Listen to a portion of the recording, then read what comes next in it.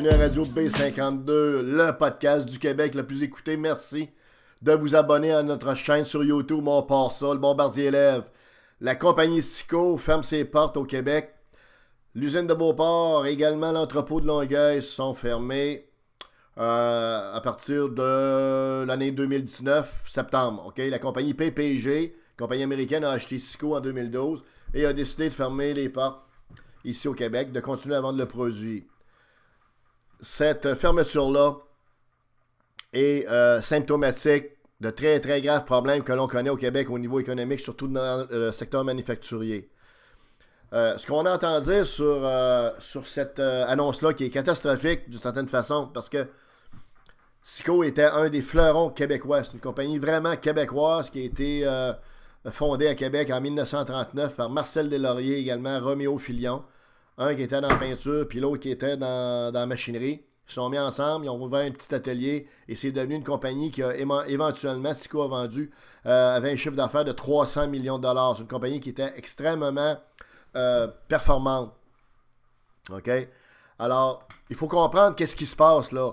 Là, ce qu'on entend depuis l'annonce de la fermeture hier, c'est que c'est des méchants Américains qui ferment une compagnie québécoise. OK? C'est faux. Ben, c'est-à-dire, c'est vrai, parce que ça appartient aux Américains, mais la vraie cause de pourquoi les Américains ferment, c'est ce qu'il faut comprendre. OK? Et c'est de ça qu'on veut vous parler, parce que ça n'a pas été bien parlé dans aucun média. On vous l'a dit souvent, les médias traditionnels, les médias écrits, électroniques, même les gros noms, les grands journalistes, ils dorment au gaz pas mal des fois, puis ils sont à côté de la nouvelle. La vraie nouvelle sur Sico, on va vous la dire maintenant. OK? Pourquoi Sico ferme? Très simple. Sico était une entreprise familiale. Une entreprise où il y avait un climat de travail qui était agréable, un climat familial. On peut vous le confirmer, il y a des gens du crew ici qui ont travaillé chez Sico pendant quelques années. OK? Et ce qui s'est passé, c'est que la CSN a débarqué chez Sico. Quand le syndicat de la CSN a débarqué chez Sico, puis a décidé de syndiquer les gars de la production, ben, ça a complètement transformé la compagnie. La compagnie est devenue d'une famille, d'une grande famille qui était bien traitée, puis où tout le monde se parlait. Bon, ça s'est traduit par une entreprise où les gens sont devenus méfiants, où là, il y avait des oppositions entre ceux qui étaient syndiqués et non syndiqués. Lorsque la CSN a débarqué pour négocier la première convention collective, ça a mal tourné, parce que la CSN pratique un syndicalisme généralement de confrontation, très agressif. Et comme ça tournait mal, à un moment donné, on est arrivé travailler un bon matin et toutes les automobiles des patrons avaient été beurrées de peinture. Il y avait constatablement versé des drums de peinture sur toutes les voitures des cadres, des dirigeants. Alors, c'est comme ça que la CSN a commencé à se négocier sa première convention de travail avec les dirigeants de la compagnie Sico, avec la partie patronale. Alors, loin de nous l'idée de dire que le parti patronal est sans tâche puis que les patrons sont tous des bons boss. C'est pas ça l'idée. Mais on comprendra que c'est certainement pas avec des agissements comme ça que Sico, que la CSN, a parti le bal correctement. Ça a été vraiment l'enfer, la guerre. Nous, on a quitté, évidemment, par la suite, mais la première, il y a deux raisons pourquoi Sico ferme. La première, c'est le syndicalisme de confrontation, d'affrontement de la CSN. La CSN est responsable, est la grande responsable de la fermeture de la compagnie Sico, OK, au niveau de ses usines. Et vous remarquerez que les commentaires des dirigeants de la CSN, que ce soit le président Les Tourneaux ou n'importe quel de ces marxistes-léninistes qui travaillent pour lui, là, vous remarquez comment ils sont low profile, comment est-ce qu'ils sont même pas très... tu sais, habituellement, ils vont sortir, puis ils vont sortir les chaudrons, puis les drapeaux des patriotes pour dire que c'est des méchants Américains qui nous font encore de la merde, puis qui ferment les... Bon, vous remarquez comment ils sont low profile? C'est très simple, c'est parce qu'ils se savent très bien, eux, à l'intérieur de leur business, qu'ils sont coupables de ce qui arrive. Parce que la relation syndicale-patronale chez Sico, à partir du moment où la CSN a débarqué là, a été infernale. Ça a été conflit par-dessus conflit. Ça a amené une dégradation du climat de travail. Ça a amené également une productivité qui était déclinante. Les employés qui sont syndiqués pour une raison ou pour une autre, naturellement, sont moins portés à travailler, ont moins la compagnie dans leur cœur, ont moins le goût de performer, ont moins le goût d'exceller.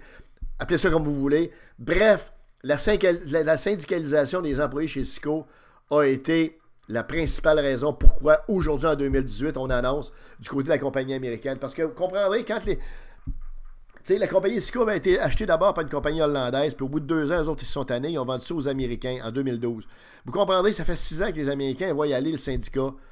Et la culture américaine n'est pas une culture syndicale. Il y a juste 20% des compagnies américaines privées qui sont syndiquées ici. Il y en a quasiment 45%. On est habitué d'avoir un syndicat d'impact ici. Mais les Américains ne sont pas habitués à ça. Ben, ils ont été patients même. Ça a duré 6 ans. Là, ils ont vu comment ça se passait, que c'était toujours des menaces de grève, menaces de ci, menaces de ça. Tu veux faire du temps supplémentaire, il faut quasiment que tu demandes la permission à Jacques Letourneau, le président de la CSN, un autre marxiste-léniniste, maoïste, taoïste. Vous comprendrez que, bref, le syndicat de la CSN est le principal responsable des pertes d'emploi d'à peu près 300 personnes qui vont être mises au chemin, comprenez-vous, l'année prochaine, en 2019. OK?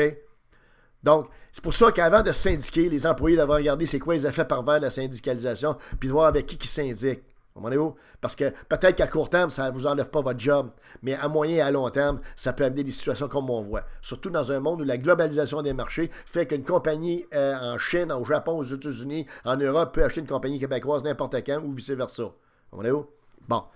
Mais en finale, par rapport à la syndicalisation, la CSN n'a pas vraiment été avisée, a malheureusement été la principale raison, comme je l'ai dit, pour causer la perte des emplois des gens. L'autre chose qu'il faut voir, l'autre problème qu'on a, surtout dans le secteur qui touche surtout le manufacturier, l'industrie secondaire, c'est le code du travail. 2 choses principalement. La formule REN, qui fait en sorte que du moment qu'une entreprise, qu'un syndicat veut syndiquer,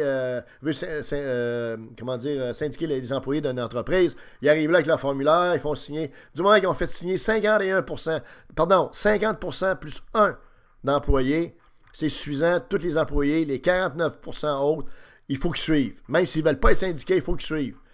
Puis c'est syndiqué, c'est fini là.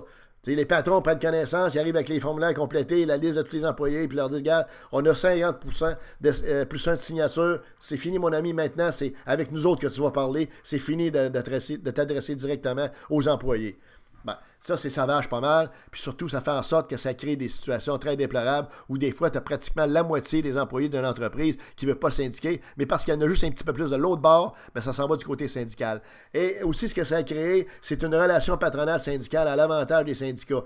Vous savez, c'est les propriétaires d'entreprises qui mettent leur cash, qui hypothèquent leur maison, puis qui prennent le risque finalement de partir une business ou d'entretenir une business. Avec les actionnaires, éventuellement, si une compagnie grandit, c'est pas le syndicat.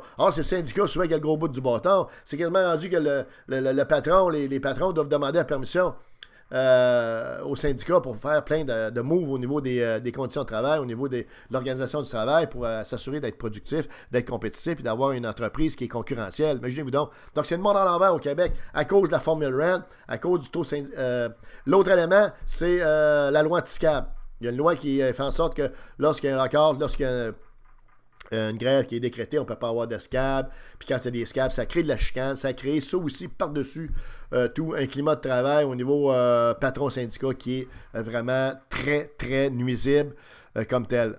En bout de ligne, donc, le Code du travail doit être révisé, modernisé sur le plan de ce que je viens de vous dire, la formule REN et également la loi anti-SCAB pour avoir des relations beaucoup plus harmonieuses et essayer de préserver nos emplois. Parce qu'en bout de ligne, quand quelqu'un investit ici au Québec, c'est certainement pas pour avoir du problème et avoir une gang de fanatiques, comme on a vu de gauchistes, comme on a vu qui se promènent avec des t-shirts de Che Guevara, là, puis qui viennent vous baver. Vous comprendrez que c'est pas intéressant pour un patron. Le patron n'est pas là. Le patron est là pour que ça soit rentable, puis bien payer ses employés, puis faire de l'argent lui aussi, puis faire de l'argent aussi à ses actionnaires. C'est ça le but d'une entreprise privée. Si les syndicats ne sont pas d'accord avec ça, mais il y a rien qu'à se tasser, tout simplement, puis au lieu de faire chier le monde, puis de causer des pertes d'emploi à des familles, comme ça va arriver ici à Québec et à Montréal pour les compagnies Cisco.